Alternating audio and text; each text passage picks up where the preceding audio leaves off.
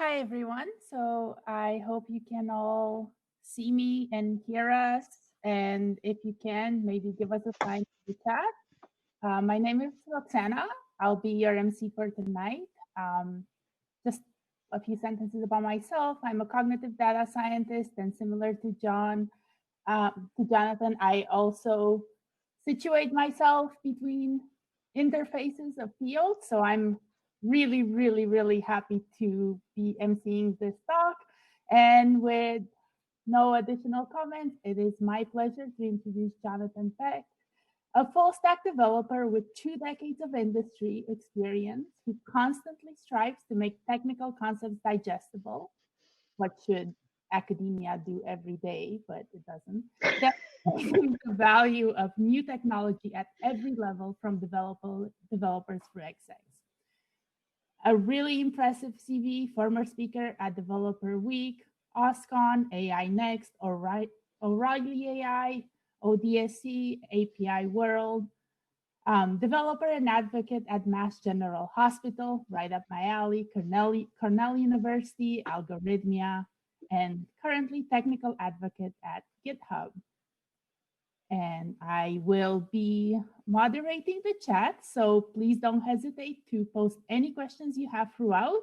I'll keep track of them, and then we'll take those up at the end. Take us away, John. Hey, thanks very much. Appreciate the warm intro.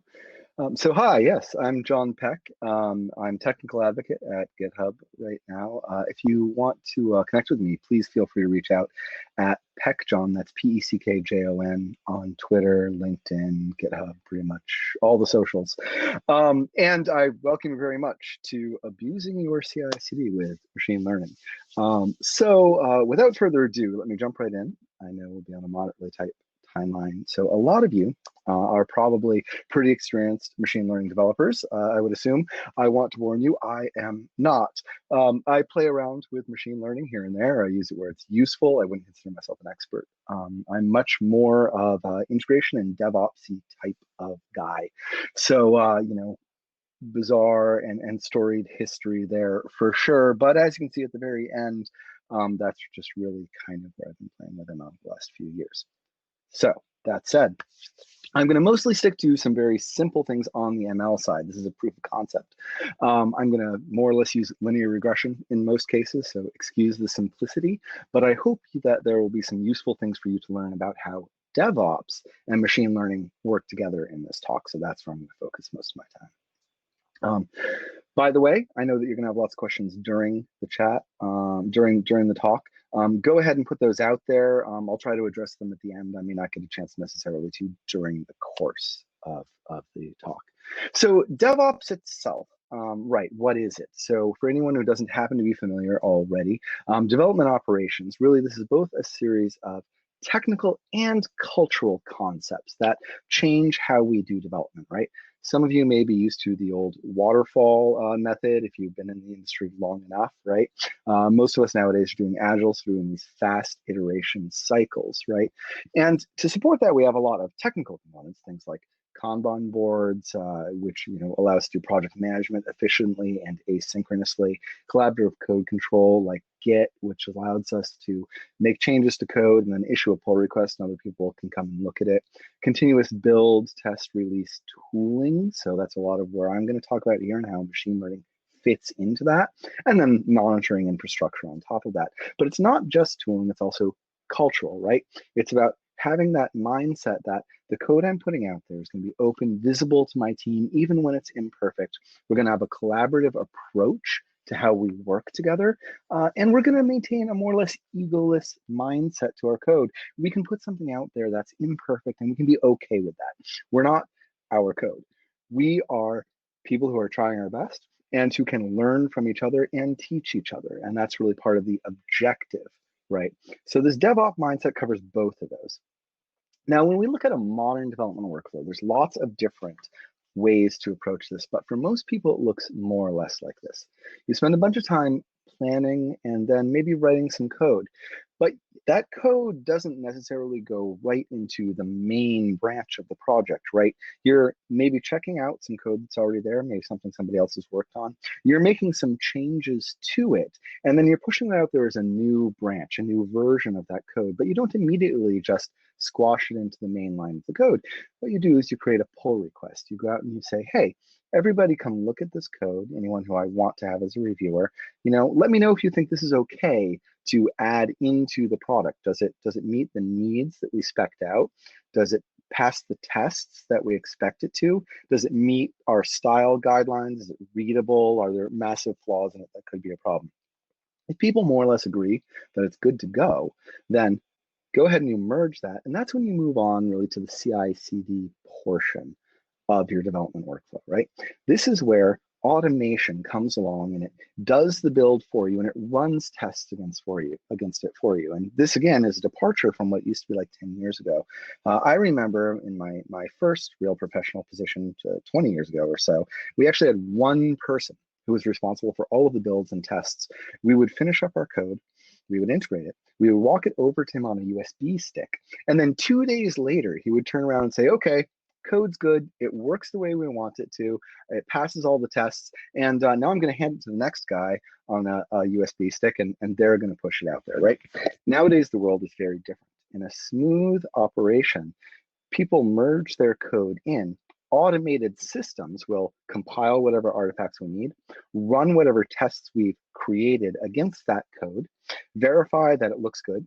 If anything fails, it's going to break out and pass that back to us to make changes to and fix any errors before it actually moves on to the deploy process. And then lastly, you have an automated deploy, which then takes whatever we've created, whatever is passed, and does whatever is necessary to put it out there in the world, whether that's setting up infrastructure as a services and then deploying things out to them, whether it's building the Android and iOS versions of the mobile app and then putting those out to the actual app stores, whatever it is that needs to happen. And sometimes you'll have a manual gate in there where you say, okay, put the stuff onto a staging server, have a human review it as a very last check before you really put it out there in the world.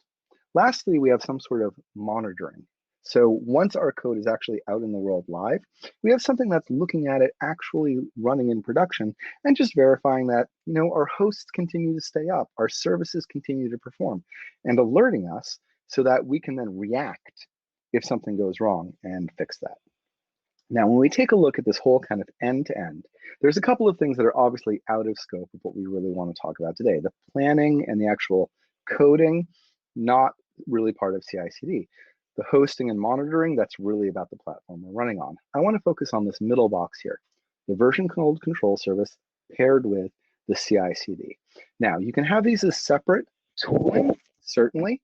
There's ways to get CI/CD standalone, right? Lots of popular things for that.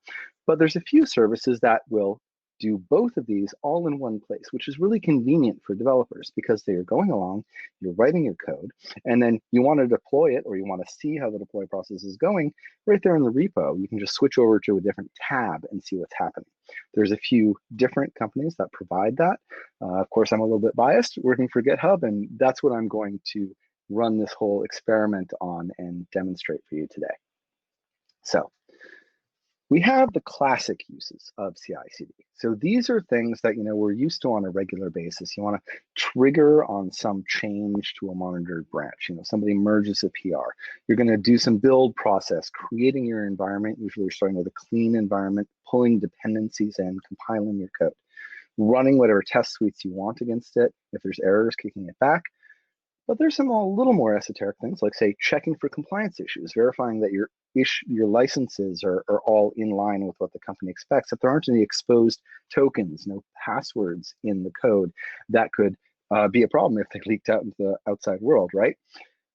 Lastly, configuring that hosting infrastructure, if it's going to be, say, a web service, and then deploying it out to wherever it goes. So that's kind of what you know of as classic CI/CD.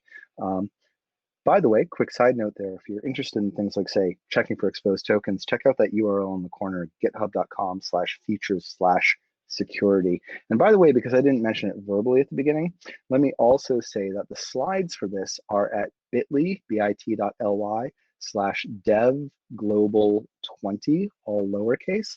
And that includes also a bunch of links at the end to the code repositories that I'm going to be working through here. All right, so let's get a little bit crazy, right? Let's see how we can fully utilize our CI/CD to do more interesting things, right? Preferably machine learning things, because we like that, right? When you look at CI/CD, really what this is it's a customizable abstract execution engine that you have that can be triggered from changes to your Git repository. That's super cool, right? You change something and boom, you've got a whole VM you can just play around with and do whatever you want. Now, sometimes there's limitations on just which operating systems you can use, how much memory you have, how much disk space you have, etc. But usually it's pretty good, certainly enough to run some very interesting stuff on. Now, you could use it in a very simplistic manner. Things like IFTTT and Zapier come to mind here, stuff that just reacts to one thing and then causes something else to happen. And it's true, you can do that. You could, for example, set up a webhook in your CI/CD so that some outside event, something like a Slack message, triggers the CI/CD to run, and then it does some other simple thing like send out an email to support saying, hey, this happened. But using it for just those simple little tasks, it's not always the best usage because, of course, there's overhead. If you're just doing a half-second task in your CI/CD, you're burning maybe 2 or 3 seconds spinning up that new blank environment, getting stuff ready and prepared to run, and then destroying it after, right? So really for simple stuff like that, I would still continue to use IFTTT or Zapier perhaps, or maybe a serverless function. I'm going to use this for things that are slightly more heavyweight. Stuff that I might not want to host an entire server all the time myself for, and that's where machine learning comes in, right? Because lots of us will build a model and then we'll have to stand up an entire server and keep it running 24/7 just to be able to serve a few occasional requests. But I can do something cool, like inject a machine learning model into my CI/CD. It only executes while the CI/CD is running, and then boom, the environment destroys itself, so I'm not getting billed anymore. I'm not burning up that extra compute. I don't have to be running something all the time. So this is pretty cool. And this is a great place where I really want that serverless functionality of I can spin something up, I can collapse down, we'll pay for it only when it's running. But that wouldn't work in a standard serverless function environment. If you've ever tried to do something like put a pretty heavy TensorFlow model into like a Lambda function, you know how very painful that can be, right? Many times it simply won't work. You have to go through a lot of backflips of creating your own zip file in a particular structure and uploading it. There's a size limit, so your models can only get so big. And there's an execution time limit that you often run up against when you're doing, say, batch prediction. So serverless functions work for some very, very small machine learning tasks, but not for many of them.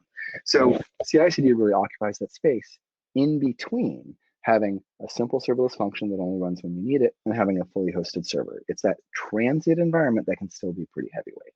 And that's what I'm focusing on here. So I'm going to start with a really simple machine learning model. Again, I said the focus here is not the ML, right? The focus is what we're creating. So what we're going to do is we're just going to have a simple sklearn, scikit-learn linear model, right? I'm going to use linear regression here. I'm going to feed it a bunch of house prices and square footages. This is just stuff I pulled off of Zillow. I just took a whole bunch of properties and said, this is the square footage, this is how much it's being listed for. Obviously, this isn't a complete model. You wouldn't want it in a real world scenario because it's just got 2 variables and it's got a small amount of data, but it'll do great for a test, okay?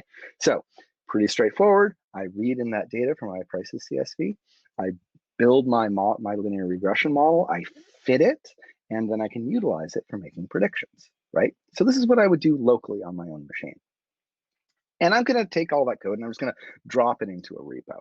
I'm going to have that CSV. I'm going to have my training script I just showed you, and I'm going to have my requirements text that defines which dependencies I need, sklearn in this case, right? Now what I'm going to do, so I'm going to take note of that actions tab, right? So this is where CI/CD lives right next to your code inside GitHub. Every repo has an actions tab, and you can just click on it to get access to your CI/CD. You may not even noticed it. Go to your favorite GitHub repo right now that you own and see if that actions tab is there for you. You can start playing around. The first time you click that, what you're going to get is you're going to have a view onto the 3,500 or so prefab workflows that are already out there contributed by our community. And to me, this is one of the cool distinctions between GitHub and other providers, is that with other providers, you are going to wait for them to come out with the right integration component, or you've got to go out to whoever it is you want to integrate with, grab some custom code and kind of tool it yourself into your CI/CD environment, right? With the GitHub Actions marketplace, there's new ones being added all the time. So if I know that I say I'm building a Node app and I want to be able to deploy it to say Azure, I just go in there, I search for Node Azure, and boom, one of the things that's going to pop up is deploy Node.js to Azure Web App. I click on that, I configure a few things, and within a couple of minutes, I have an action which is going to run whenever I check in code or merge it to the main line, and it's going to simply deploy my entire application out to Azure, right? So that's one example of many. Now, in this case, I'm not actually going to make any use of any of those directly because I'm doing something pretty custom here. So instead, I'm going to click that Set up a Workflow Yourself button in the upper right. Now, when I do that, what I get is a bare empty workflow.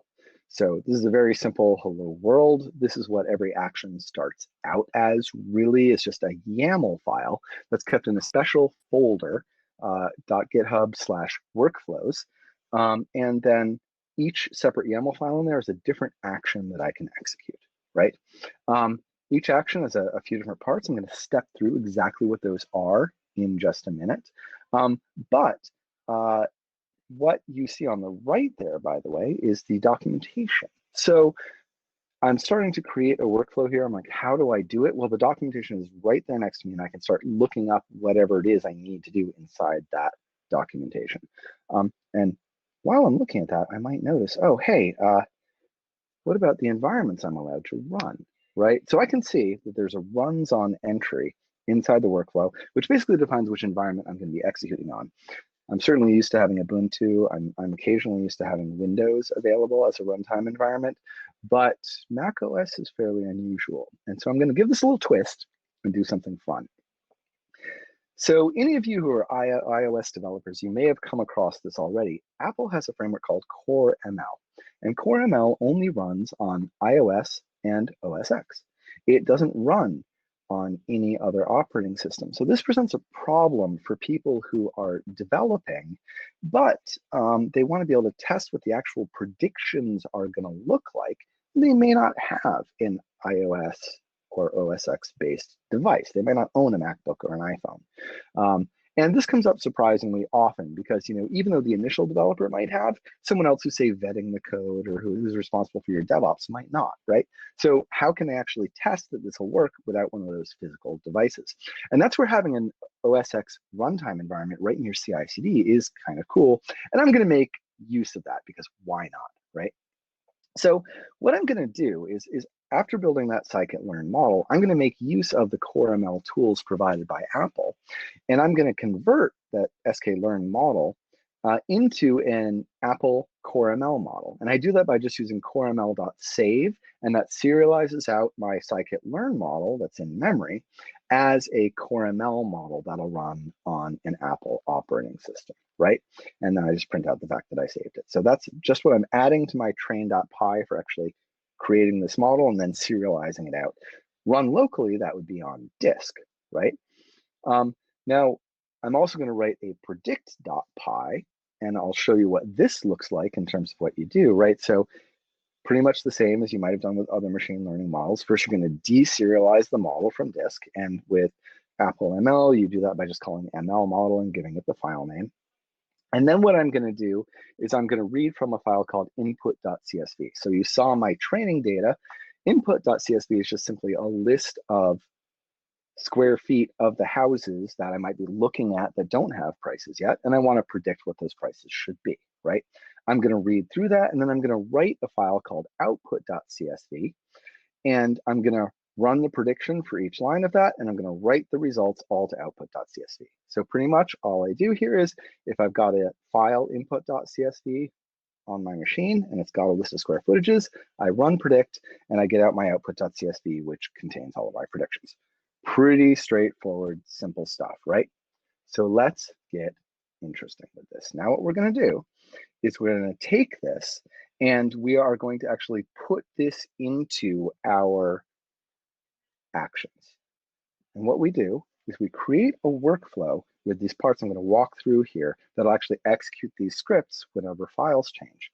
So the first thing is I'm just creating a new YAML file right inside that .github/workflows folder, the one we saw through the create actions interface. By the way, you can use that create actions interface, but you can also just push a file to this location in your repo and it'll start getting picked up by actions and running. Give it any name you like. That's just a label that's going to show up in the logs.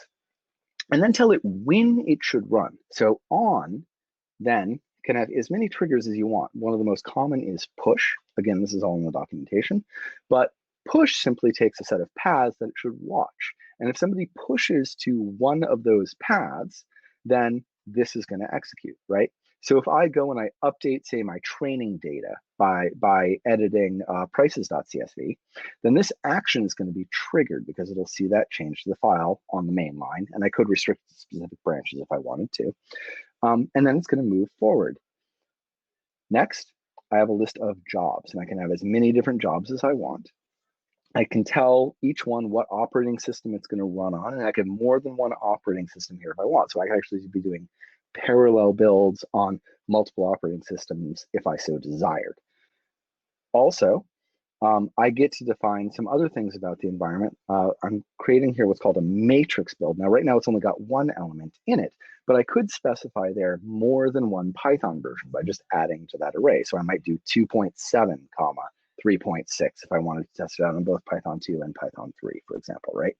And what that would do is it actually spin out, again, parallel environments, so that it'd be running a 2.7 at the same time it's running a 3.6 environment. And I can specify what level of parallelization I want, or whether I want them to run serially by just specifying that max parallel. The nuts and bolts is simply that for every operating system I've specified and every Python environment I've specified, I'm going to get that cross product. So, I might say Ubuntu and Mac OS, Python 2 and Python 3, and that's going to spin up 4 separate environments, each of which is going to do the rest of the steps that follow. All right, so moving forward to those steps, you can have as many as you want. And here's what a typical one might look like and what I'm doing here for my machine learning model. So first, I have to check out the repo itself because I basically spun up a brand new environment. It's blank, right? So the first thing I'm going to do is I'm going to check out the code from the repo that this is running under into that empty environment. So I showed you all of those actions that were in the marketplace before, and you can use one of those wholesale, but you can also include them in your custom action script. So that's what I'm doing here. There's one out there called actions checkout, and I'm using V1 of that particular action as an inclusion to this action that I'm creating.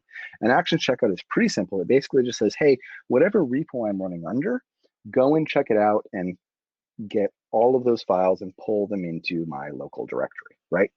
Since this is triggered by an action which requires credentials, push, it means that those credentials are available to the environment. So I'll show you, actually down at the bottom, there's something called secrets.github token. That's an implicit value that's set in the environment. I don't even have to worry about it. It's the credentials of the person who triggered this workflow, who actually did the push, that allow for that checkout and other things to occur that have to be privileged in the GitHub environment. Next step is I'm going to set up Python. And again, I'm just using somebody else's actions for setting up Python. So they've pre-scripted this thing where you tell it what version of Python I want to run, and it just sets it up and configures it for you. And then lastly, I'm going to run a series of shell commands. Now, this is pretty straightforward here. I'm going to pip3 install my requirements.txt. So now, boom, scikit-learn is available in my environment. And next, I'm going to run Python again and call that train.py. And that'll actually go and do everything we just saw. It'll go ahead and create that regression model, and it'll save it as a ML model file. Next, since I've just done a training, I might as well run my initial set of predictions. Boom, now I've got some output there available inside my local file set that's running in this environment. Lastly, what I want to do is I want to take that model that I created and the predictions that I just created, and I want to commit them back to the repo. So that's what this next step is simply configure my local Git. It just needs email and name specified because for some reason those aren't automatically defined in the environment. But after that, it does the commit and it just uses that GitHub token secret when it does that push down at the bottom to actually push those files back in. So what this means is right there in my repo, I start out with some basic files, my input, my prediction script, my initial prices for training, my requirements, and my training.py that we all just saw. Those are the only files in there. I'm then going to go and I'm going to say, edit the prices.csv, and I'm going to commit that. That causes a push to occur. Actions notices that, runs all of the stuff we just saw, creates those outputs, and commits them back to the repo. So then what I see is if I actually swapped over to that Actions tab, I could view it and see the log of what's actually occurring. Most of the time, I don't care about that after I've got it set up, but it's great for debugging when I'm first building my action script and want to make sure it's running right. I can see each step of it. I can break those out and see all of the lines that actually execute, how long they took, that sort of thing. If there's a failure, it'll actually email me to let me know something went wrong. So once this is up and running, I just get notified if anything ever breaks, yada, yada. After it executes, I see those two new files there in my repo, the output.csv with the results and the model that it created, of course, to do those predictions for me. And you know what? Maybe we don't always just want to run this when, say, the training data is updated. Maybe we want to make it possible for someone to, say, just update the prediction, rather the input CSV, and just get new predictions out, right? So no retraining is needed at that point. So it's a slightly different workflow, but the syntax is basically the same. Hey, I'm going to create a second workflow just for noticing predictions. It's going to run when, say, the input data is changed, but this isn't training stuff. It's just for the predictions, right? It's going to set it up. It's going to check out the text, the code. It's going to install just the dependencies, in this case, we need for predictions. So I don't need all of scikit-learn. So I'm not going to run that requirements.txt. I'm actually just going to install CoreML tools, the only thing needed for prediction, right? I'm going to run the predictions. I'm going to commit the output back, and there you go. So same thing. Someone can come in. Someone with commit permissions to your repository can just say, hey, change the input.csv, and it'll execute behind the scenes without them even seeing it. And then they're going to get a new output CSV. So now what used to be having to explain to someone where this API endpoint is, or give them a model that they need to run locally and then have them set up, now it's all reduced to simply, okay, you have permission to commit a file to this repo. Boom, do that. Wait a couple seconds, you get back your results, right? So that's super useful just as a sort of ad hoc thing. Now you no longer have to have a specialized place to deploy your models. You can just put them up in a repo and your compatriots, your collaborators can come along and just get predictions out of that, no problem. So that's one possible use. But there's lots of other things you could do with this, right? Like you don't just have to make it available for other people to use. Models can be a core part of other things you do. So to give you an example, I have a friend who he runs a repo that basically creates a website that is just sort of it's a journalism website, and then in that of course there's a bunch of images, and he wants to optimize those images with a machine learning model that he has built, right, for reducing the size and increasing the clarity of those images. So he's created an action which simply looks at the repo, and anytime an image is submitted to the repo, it runs it through the model, reduces the size, makes it cleaner, and then commits it right back into the repo. So what this means is he no longer has to worry about pre-optimizing any of his images or anything like that. It's going along. He and his collaborators are all just creating content for this website. They're pushing it up to this repo, and the ML models required to do all of the image reduction just occur invisibly in the background. So a few other caveats here, other things you could do. First of all, so it doesn't just have to be push. You could do this on a scheduled cron. You could do it with your webhooks. You could do it with an API call. If you have a project board hooked up to this, you could even cause things to occur in your CI/CD based on changes of state of issues in that project board. So there's lots of different cool APIs. Also, you don't necessarily have to have the training data right in the repo. You could be pulling that data from somewhere else because, again, The action itself is just an execution environment. So maybe you connect to a database to pull in your training data and create your model that way, et cetera, or scrape it for some API. And lastly, you can, of course, call other APIs. So, maybe I'm doing something interesting, like I'm running that optimization of the images, but then I'm also pushing them out to a CDN via their API, or I'm executing a code quality API against that repo to make sure that all of my code is really safe and looks the way I should. So all kinds of cool options there. I'm going to skip over this bit. It's in there, summaries of how many free minutes you get and all of that. You can find that obviously on GitHub. I will say a couple of quick things. First, the terms of service, this really isn't supposed to be for serverless computing, as I said. Use this for things that are appropriate to your actual workflow. It really wouldn't be efficient for just ad hoc, single serverless style calls. It would be better handled by Lambda. Also, if you're just doing singular predictions, I would encourage you to go and take a look at algorithmia.com, actually my prior employer. But what they do is they specialize on just machine learning model hosting. So it's not a full CI/CD or anything like that, slightly different purpose. But if what you're doing is like lots of ad hoc singular predictions where you don't want to deal with that overhead, but you just want something better than, say, Lambda in terms of its capability, Algorithmia is great for that. The last thing I want to add on here is GPUs, right? So everything I've shown you so far runs inside GitHub's servers. All of those specifications for Ubuntu, Windows, Mac OS, etc. Those are different configurations that GitHub has. So you say, I want to do something. When the action spins up, it spins up in one of our virtual machines, executes, sends it back, right? That's where all these minutes per month and everything apply, right? But if you want to do something a little bit more complex, you can use a self-hosted runner. And this is where I'm going to get kind of fun. So I've got a Jetson Nano given to me very kindly by NVIDIA, which wanted me to play with this dev kit, right? The cool thing about the Nano is it's actually got GPUs on it. So I'd love to make use of this somehow. And I have that sitting actually across the room from me at my desk.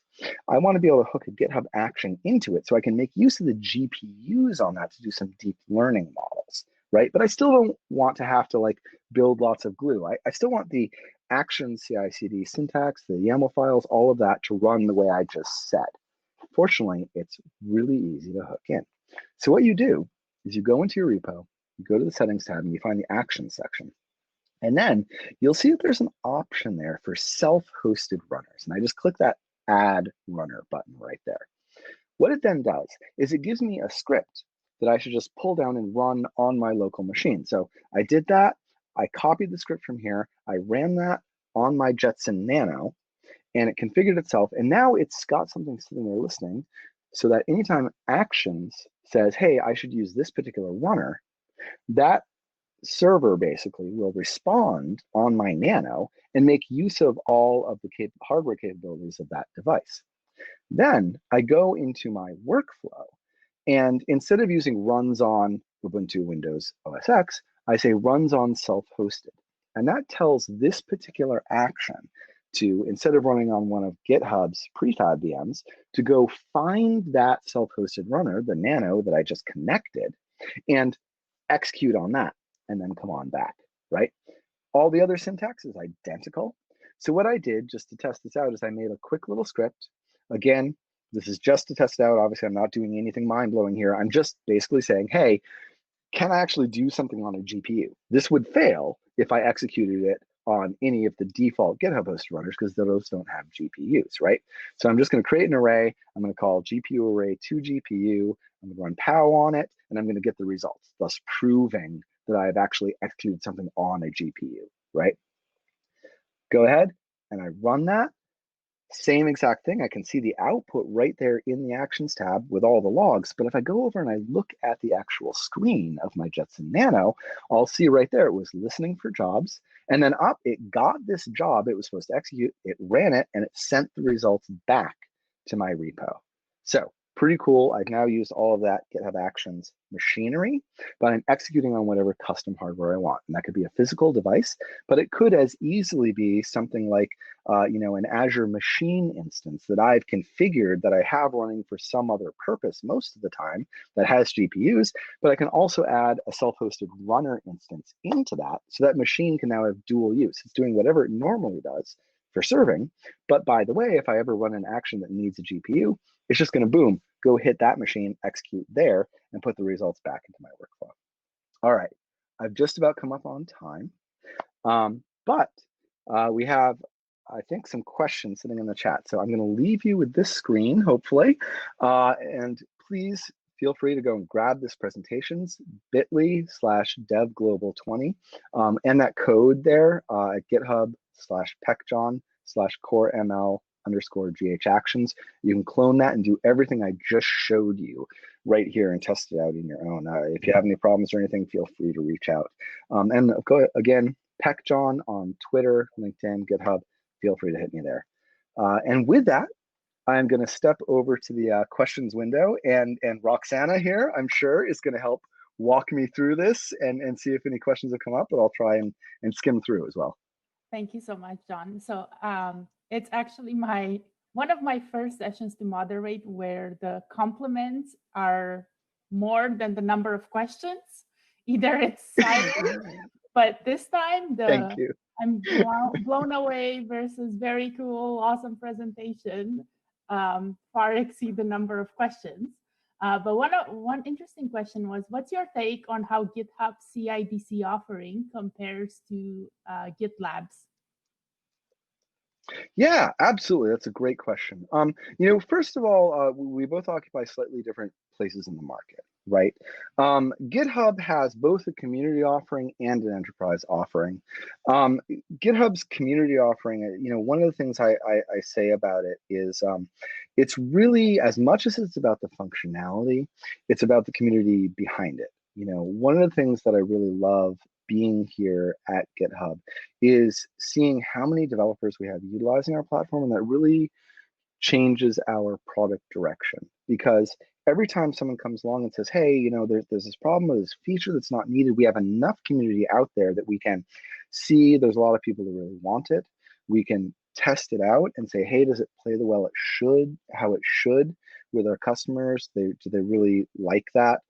And then bring that back in as a feature that we know that's already been proven to be useful to our community. The other thing is the strength of the community behind it. So like I was talking about with those 3,500 community contributed actions that are out there, that's really kind of a number that other companies, whoever they happen to be, can't boast because they just don't have that huge community behind it contributing all of these things. The third is I don't want to sort of sound too salesy here or anything. That's not my purpose here. But I will say that there's a lot of very cool stuff coming out of GitHub. That's really kind of first in the market, really best in breed stuff. You look at how security, for example, ties in to our repos. That ability to commit code and, for example, within half a second in an enterprise environment, if you've put an AWS token out there and exposed it in your code, boom, that token has been revoked from AWS so that it won't have a possible effect out there in the marketplace. Or when you commit code out there and there's an insecure dependency, getting a pull request right away that says, hey, this is the minimum patch version you have to create against this dependency to fix everything. Those kinds of add-ons, I think, really make it invaluable.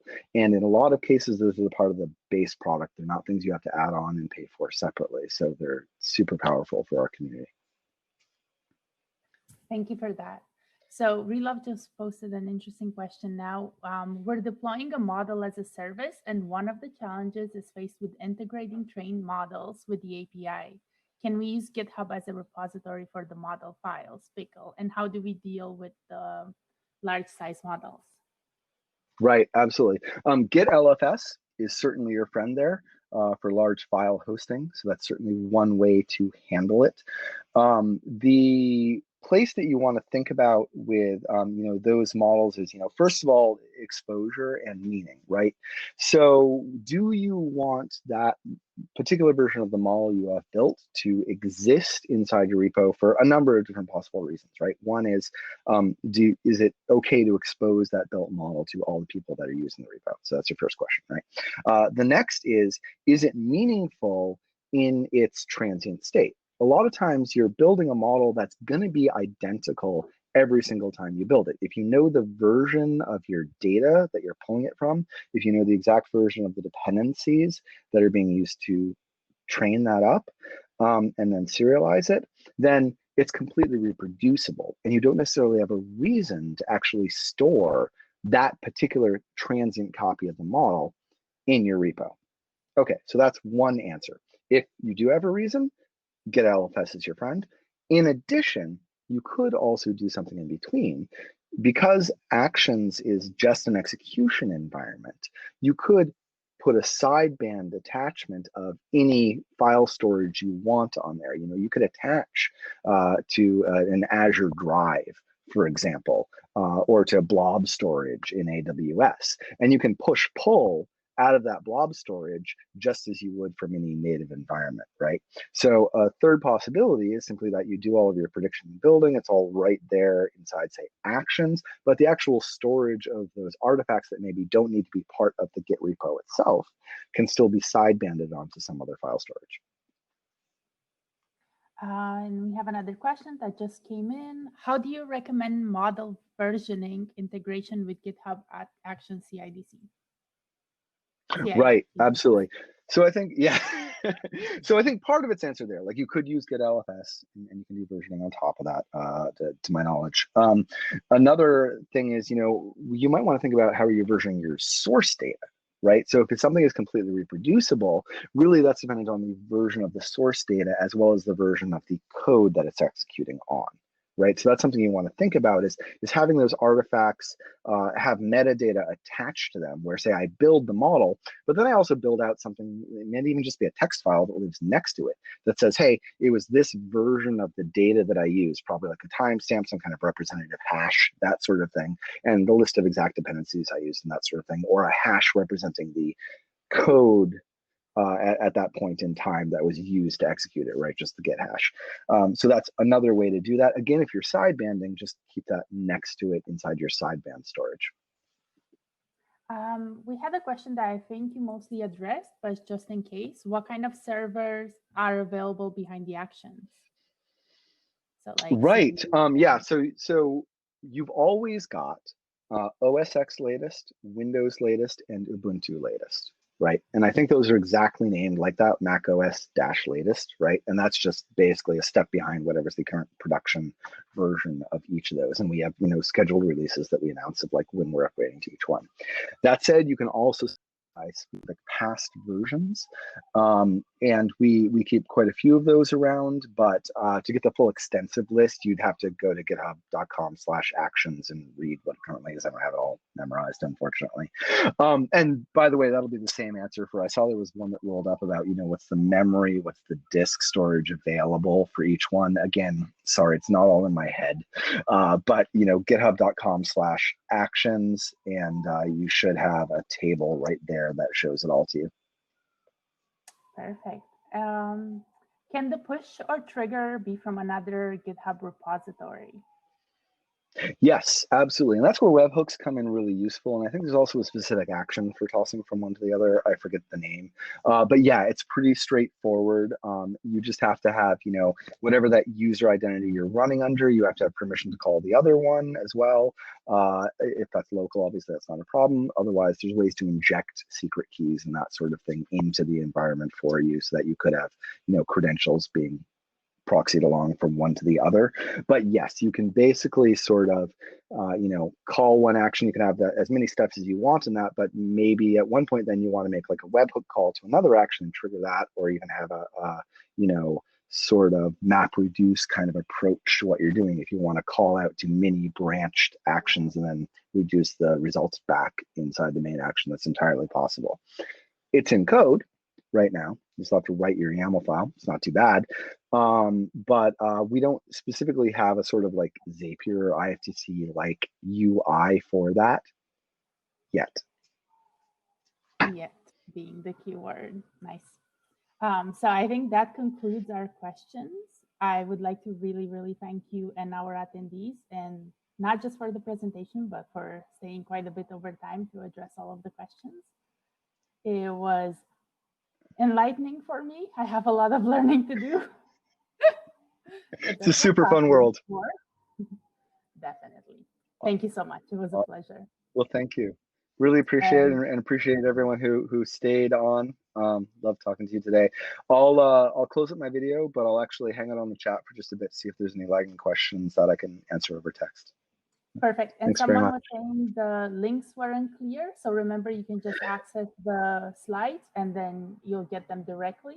And just remember, you can just join the Wahoba app, and then there's lots of really cool things there, from job postings, code papers with code, everything. See you all soon. It was a pleasure.